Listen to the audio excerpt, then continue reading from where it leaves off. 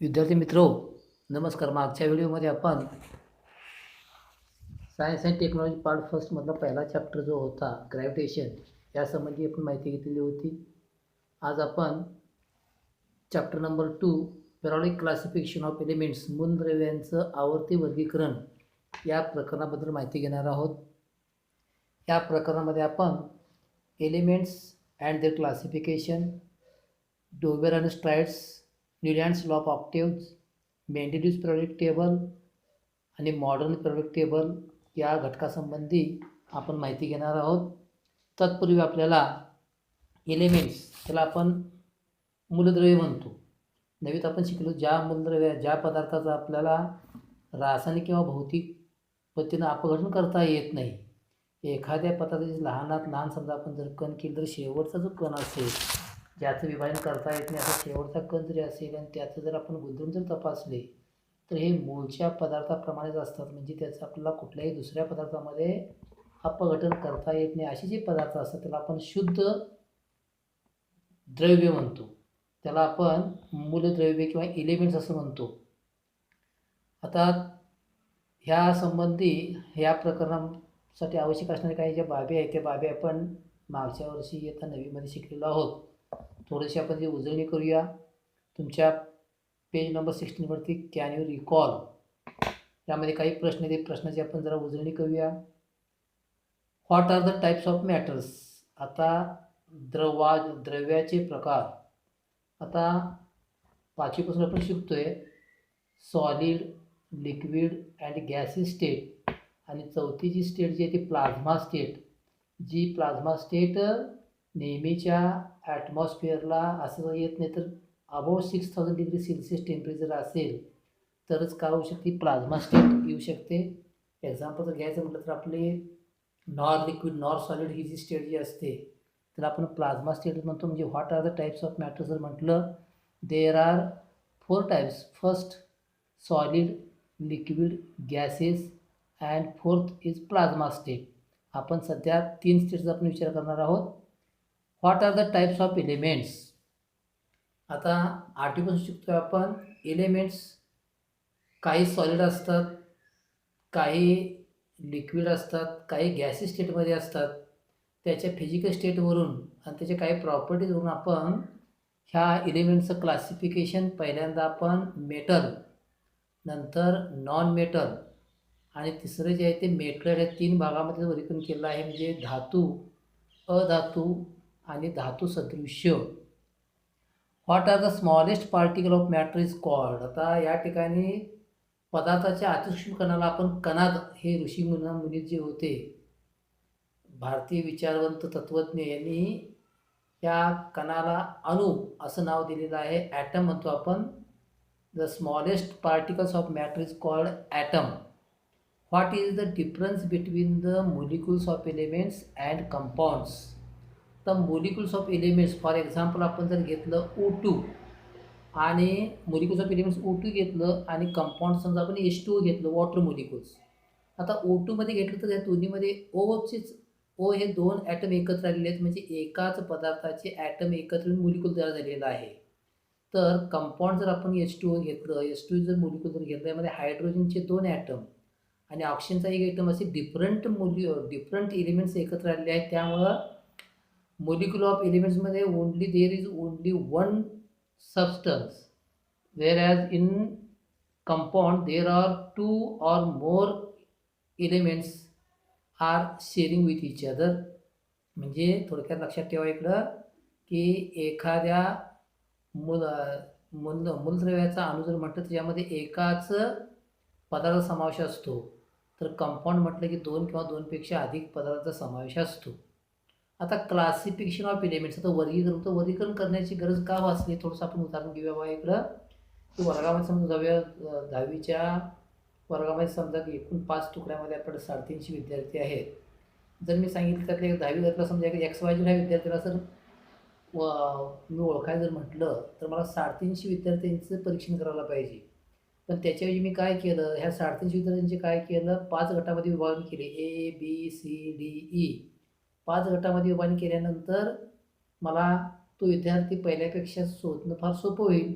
त्यातले त्यात समजा सांगितलं मी XYZ हा विद्यार्थी जर सेमी इंग्लिशला आहे जर म्हटलं तर मी फक्त अ या तुकडीच परीक्षण करणार, म्हणजे मला तो विद्यार्थी शोधणं सोपं जाईल. तोच प्रकार या ठिकाणी क्लासिफिकेशनमध्ये आहे.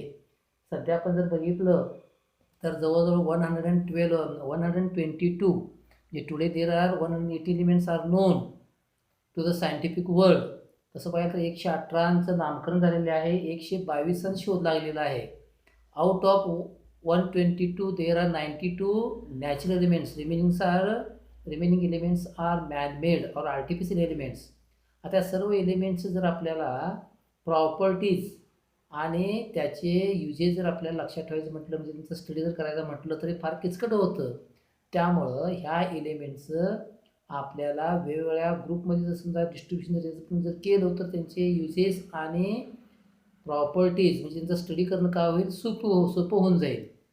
Today 180 elements are known to the scientific world. However around year 1800 only about 30 elements were known.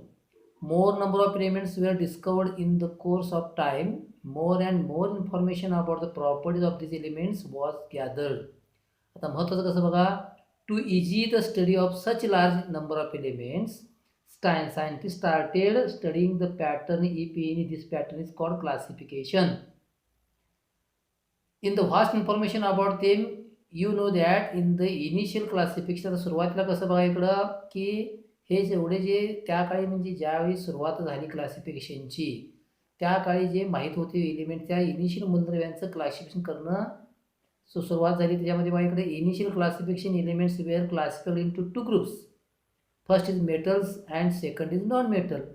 Letter there are some elements which show properties of metal as well as non-metal. They are called metalloid elements. Then there is a third part. First metal, second non-metal, and third metalloid. As the knowledge about elements and their properties went to increasing, different scientists started trying out different methods of classification. जसं कालावधी जाईल तसं वेगवेगळ्या मूलद्रव्यांचा शोध लागू लागला आणि ह्या सर्व मूलद्रव्यांचा पद्धतशीरपणे अभ्यास करणं सोपं जावं यासाठी ह्या सर्व मूलद्रव्यांचं क्लासिफिकेशन करणं गरजेचं होऊन गेलं. त्याच्यामध्ये सुरुवातीला डोबेरायनर, त्यानंतर न्यूलँड्स, त्यानंतर मेंडेलिव्ह अशा त्यानंतर मोसले अशा विविध शास्त्रज्ञांनी आपले योगदान दिलेलं आहे आणि ह्या मूलद्रव्यांचं क्लासिफिकेशन केलेलं आहे. तर पहिला आपल्याला जे बघायचं म्हणजे डोबेर आणि ट्राईड्स. आता डोबेरमध्ये ट्राईड लक्षात ठेवा. Tried means a group of 3 elements having same chemical properties. सर्वात महत्त्वाचं परीक्षेला एक मार्काला 100% विचारतात ते ट्राईड्स त्रिके म्हणतो आपण. Group of 3 elements having same chemical properties.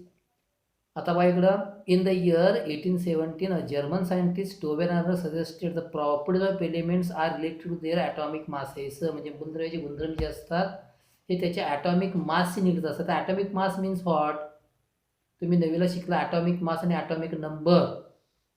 Atomic mass म्हटलं की आपण मूलद्रव्याच्या अणुकेंद्रकाकडे जातो. त्याच्या अणुकेंद्रकामध्ये कसलं असतं, प्रोटॉन, न्यूट्रॉन, ह्या टोटल मासला आपण ॲटॉमिक मास म्हणतो.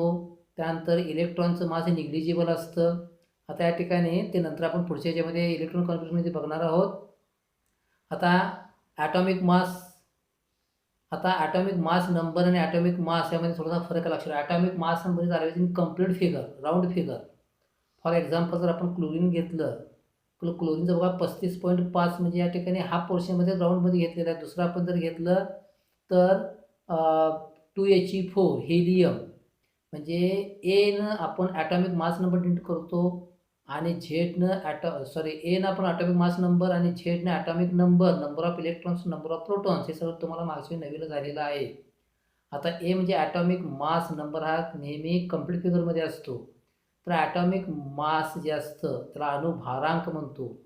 तो काहीचा फ्रॅक्शनमध्ये असू शकतो, म्हणजे अणुकेंद्रकामध्ये असणारं न्यूट्रॉन आणि प्रोटॉनचं एकूण वस्तुमान जे असतं टोटल मास त्याला आपण ॲटॉमिक मास म्हणतो.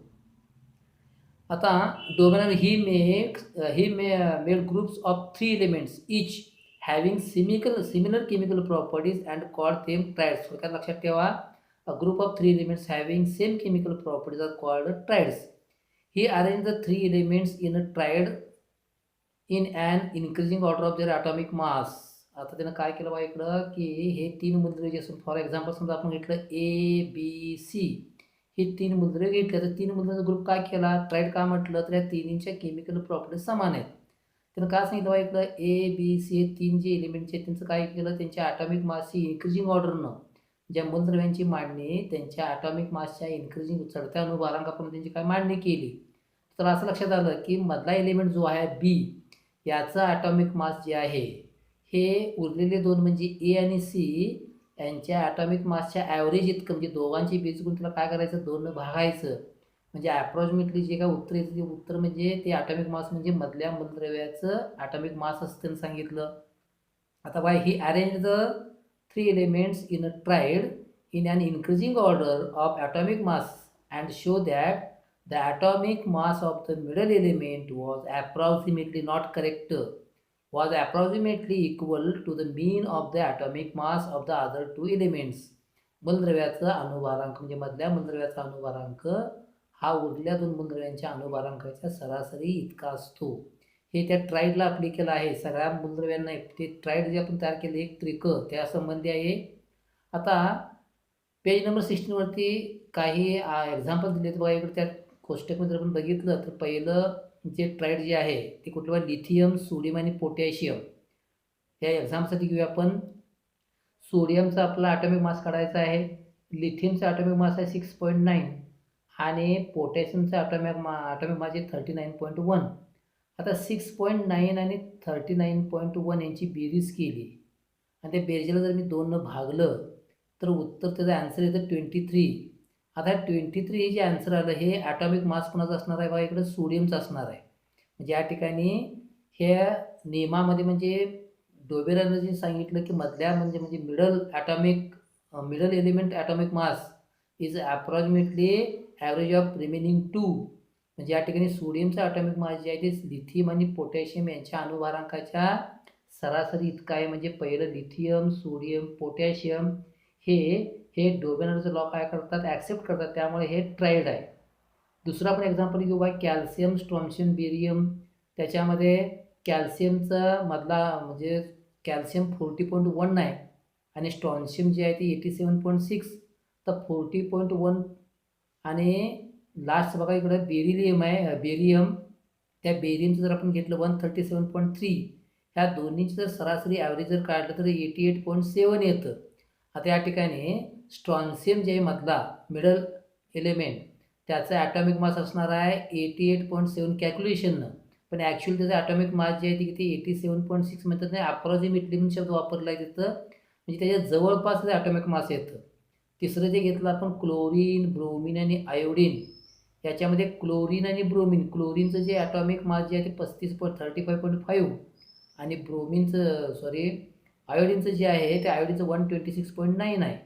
जे 35.5 आणि 126.9 यांची जर बेरीज केली तर ॲव्हरेज जर काढलं तर 81.2 येतं आणि ब्रोमिनचं ॲक्च्युअली ॲटॉमिक मास जे आहे ते 79.9 आहे. म्हणजे ॲप्रॉक्सिमेटली त्याच्या जवळपास हे उत्तर येतं. त्यामुळे तुम्ही शब्दामध्ये घातले बा इकडं की लॉस असं त्यानं केलेला आहे. He arrange the 3 elements in a triad in an increasing order of the atomic mass and showed that, हे महत्त्व इथनं शब्द महत्त्व, the atomic mass of the middle element.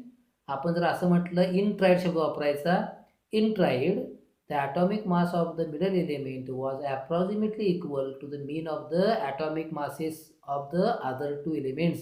इतकाच नेम परीक्षेला यायचा. आणि एक्झाम्पल विचारलं तर पहिलं एक्झाम्पल सोपं आहे, ते वाचून ठेवायला हरकत नाही. त्यानंतर खाली कॅन यू टेल म्हणून सांगितलं आहे. आता कॅन यू टेलमध्ये कसं सांगितले बघा, identify Dobereiner's triads from the following groups of elements having similar chemical properties. Similar chemical properties म्हटलं की ट्रायड असायला पाहिजे. ट्रायड म्हटलं की मिडल एलिमेंटचा ॲटॉमिक मास ह्या इतर 2 एलिमेंटच्या ॲटॉमिक मासचा ॲव्हरेज असायला पाहिजे. आपण या ठिकाणी पहिलं घेऊया बा इकडं मॅग्नेशियम, कॅल्शियम आणि स्ट्रॉन्शियम. आता मॅग्नेशियम आणि स्ट्रॉन्शियम म्हणजे 24.3 प्लस 87.6 ह्या दोन्ही जर आपण ॲव्हरेज काढलं तर 55.95 येतं. आणि या ठिकाणी कॅल्शियमचं आणि ॲटॉमिक मास दिलेलं आहे किती बघा 40.1. हे बरंच वेळ होतं, त्यामुळे हे तिन्हींच्या प्रॉपर्टीज म्हणजे कुठलं मॅग्नेशियम, कॅल्शियम, स्ट्रॉन्शियम यांच्या प्रॉपर्टीज जर अप्रॉक्सिमेटली म्हटलं तर जवळपास, पण 55.95 आणि 40.1 याच्यामध्ये मेळ बसेल, त्यामुळे हे याची केमिकल प्रॉपर्टीज सारख्या असू शकणार नाहीत. तर दुसरं आपण जर घेतलं सल्फर, सेलेनियम आणि कुठं टेल्युरियम, या ठिकाणी बघा इकडं आपण जर 32.1 म्हणजे सल्फर आणि टेल्युरियमचं 127.6 यांचं ॲव्हरेज जर काढलं तर ती 79.85 येतं, जिट is approximately equal to selenium. याच्यात SE 79.0 दिलेलं आहे, आपलं आन्सर आलं 79.85. या तिन्हीच्या प्रॉपर्टी जे ट्राईड्स आहेत तिन्हीच्या प्रॉपर्टीज सारख्या असायला पाहिजेत. त्यानंतर पुढचं आपण घेतलं पाहिजे इकडं BE, Mg आणि कुठलं कॅल्शियम. या ठिकाणी बघा इकडं BE आणि CE ह्या दोन्हींचे ॲटॉमिक मासची बेरीज करूया आपण. 9 अधिक 40.1 याचं ॲव्हरेज येते 24.50 म्हणजे it is approximately equal to 24.3. Means BE, Mg and calcium, these three elements are triads elements. Hence they have same chemical properties. म्हणजे या ठिकाणी पहिलं जे आहे मॅग्नेशियम, कॅल्शियम, स्ट्रॉन्शियम हे डोबेलच्या नियमामध्ये बसत नाही, त्यामुळे तिन्हींच्या केमिकल प्रॉपर्टीज सारख्या असू शकणार नाही. आता आपण डोबेन स्ट्रॅटजी बघितली आपण, म्हणजे तीन मूलद्रव्यांचा गट हॅव्हिंग सेम केमिकल प्रॉपर्टीज. अशा प्रकारे तीन मूलद्रव्यांचा गट ट्रायड्स करणं हे अवघडू लागलं. सर्वच मूलद्रव्यांचं ह्या तीनच्या गटामध्ये क्लासिफिकेशन करणं अवघडू लागलं, त्यामुळे हा लॉ मागं पडला. आणि त्यानंतर पुढचे शास्त्र जे आहेत ते म्हणजे न्यूलँड्स लॉ ऑफ ॲप्टिट्यूड. त्याला आपण न्यूलँडचा अष्टकाचा नियम म्हणतो. अष्टक आपण सा रे ग म प ध नि सा सप्तक लक्षात ठेवायचं, त्याच्यावरती हा नियम अवलंबून आहे. In the year 1860, Newlands arranged the elements known at that time in an increasing order of their atomic masses. दोघांनीही ॲटॉमिक मासची बेसिक प्रॉपर्टी आहे एलिमेंटची हे लक्षात ठेवलं आहे. म्हणजे properties of the elements are related to their atomic mass हे सांगितलेलं आहे. It started with lightest element hydrogen and ended up with thorium. He found that, आता सगळ्यात हा महत्त्वाचा बघा, he found that every 8th element म्हणजे अष्टकातील 8वं मूलद्रव्य जे असतं had properties similar to those of the first. त्यानं काय केलं, मूलद्रव्यांची मांडणी म्हणजे 8 त्यानं 3च्या ऐवजी काय केलं, 8 मूलद्रव्यांचा गट केला आणि 8 मूलद्रव्यांची मांडणी त्यानं चढत्या अनुभारांकाप्रमाणे केली. म्हणजे पहिला सर्वात लायटेस्ट एलिमेंट आपण त्यांनी हिलियम घेतला, सर्वात लायटेस्ट एलिमेंट त्यानं हायड्रोजन घेतला आणि शेवट त्याचं थोरियम. म्हणजे अशा त्यानं 8 मूलद्रव्यांचा गट केलं म्हणून त्याला आपण ऑक्टेव्ज म्हणतो किंवा अष्टक म्हणतो. त्या अष्टकमध्ये काय सांगितलं बघा इकडे, he found that every 8th element had properties similar to those of the first. या अष्टकामध्ये पहिल्या आणि 8व्या मूलद्रव्यांचे गुणधर्म यांच्यामध्ये साम्य असतं म्हणून सांगितलं. म्हणजे गुणधर्म ॲप्रॉक्सिमेटली कसे असतात, इक्वल असतं म्हणून सांगितलं. तर उदाहरण जर घ्यायचं झालं तर बघा इकडे कोष्टक दिली बघा 2.2, त्याच्यामध्ये सांगितले बघा इकडं की sodium is the 8th element from the lithium and both have similar properties. Similarly बघा इकडं magnesium show similar to beryllium and chlorine show similar with fluorine. म्हणजे अशा रीतीनं काय केलं बघा इकडं, पहिल्या म्हणजे अष्टकातील पहिल्या आणि 8व्या मूलद्रव्यांचे गुणधर्म यांच्यामध्ये साम्यता असतं असं या न्यूलँड्सनं दाखवलं. आता या ठिकाणी हे अष्टकातील जी मांडणी जी केलेली आहे ती मांडणी कशी बघा, आपण सप्तक असतं सा रे ग म प ध नि. आता पुढं सा म्हणजे पहिल्यापेक्षा तो अगदी चढत्या स्वरामध्ये असतो. म्हणजे या ठिकाणी सप्तकावर बघा इकडे in the Indian music system there are 7 main notes, namely sa re ga ma pa dha ni and their collection is called saptak. The frequency of the notes goes on increasing. म्हणजे 6 पासून म्हणजे फ्रॉम सा टू नी आपला आवाज म्हणजे स्वर आपला 6 पासून नी पर्यंत वाढत जातो. Then comes the sa of the upper saptak at the double the frequency of the original sa. म्हणजे पहिलं सा रे ग म प ध नि नंतरचं सा जे असतं त्याचं फ्रिक्वेन्सी डबल म्हणजे त्या ठिकाणी आवाज पहिल्यापेक्षा डबल असतो. It means that notes repeat after completion of 1 saptak. The 7 notes in the western music are do re mi fa so la ti. The note do do म्हणतो आपण त्याला, having double the original frequency comes again at the 8th place, म्हणजे सा रे ग म प ध नी. सा परत पुन्हा बघा 8वा स्वर, म्हणजे पहिलं सा आणि 8 नंबरला आलेलं 6. This is the octave of the western notes. Music is created by the variety in the use of this notes. या ठिकाणी आपल्या इंडियन म्युझिकमध्ये आपण सा रे ग म प ध नी सा, सा रे ग म प ध नी असं सप्तक घेतो. तर वेस्टर्न म्युझिकमध्ये दो रे मी फा सो ला ती अशा प्रकारे सप्तक असतं. आता हे न्यूलँडचं अष्टकाचा नियम थोडक्यात बघायला लक्ष ठेवायचं. Newlands arranged 8 group of 8 elements having same chemical properties in their increasing order of their atomic मास. म्हणजे या ठिकाणी न्यूलँड्सनं रासायनिकदृष्ट्या समान गुणधर्म असलेल्या 8 मूलद्रव्यांचा गट केला आणि त्यांची मांडणी काय केली, चढत्या अणुभारांकाप्रमाणे केली. तर असं लक्षात आलं, the properties of the first element and 8th elements are similar to each other. हा झाला न्यूलँड्सचा अष्टकाचा नियम किंवा ऑक्टेव रूल म्हणतो आपण. आता या ठिकाणी महत्त्वाचं म्हणजे फर्स्ट आणि 8th हे महत्त्वाचं. आता हे जे न्यूलँड्सचा अष्टक जे आहे, न्यूलँड्स लॉ ऑफ ऑक्टेव, हे जे काही डिमेट्ससुद्धा आहेत बघा इकडं. आता काय झालं, ज्यावेळी न्यूलँड्सनं हा लॉ तयार केला किंवा हे क्लासिफिकेशन केलं, तेव्हा देर आर ओनली 56 एलिमेंट्स. त्यामुळे बघा इकडं पहिलं डिमेट जे आहे ते बघा इकडे, this law was found to be applicable only up to calcium. म्हणजे अष्टक म्हणजे 8 मूलद्रव्यांचं ग्रुपिंग आपल्याला करता येते, फक्त कॅल्शियमपर्यंत करता येतं. Newlands fitted all the non element in a table of 7/8. म्हणजे आपण पिरियड आणि ग्रुप आणि पिरियड जे म्हणतो त्या 7/8, दॅट इज 56 बॉक्सेस. सेकंडली बघा इकडं, Newlands place 2 elements each in some boxes to accommodate all the known elements in the table. आणि पुढचं जे आहे ते बघा इकडं, Newlands octave did not have provision to accommodate the newly discovered element. नवीन शोध आलेल्या मूलद्रव्याला याच्यामध्ये स्थान देता येतं नाही. The properties of the new elements discovered later on did not fit in the Newlands law of octave. म्हणजे नवीन शोधलेले जे मूलद्रव्य आहेत, ते नवीन शोधलेल्या मूलद्रव्यांचे जे गुणधर्म आहेत ह्या न्यूलँडच्या ऑक्टेवच्या नियमामध्ये बसत नाहीत. त्यामुळे नवीन शोधलेल्या मूलद्रव्याला या न्यूलँडच्या ऑक्टेवमध्ये किंवा त्या अष्टकामध्ये बसवता येत नाही.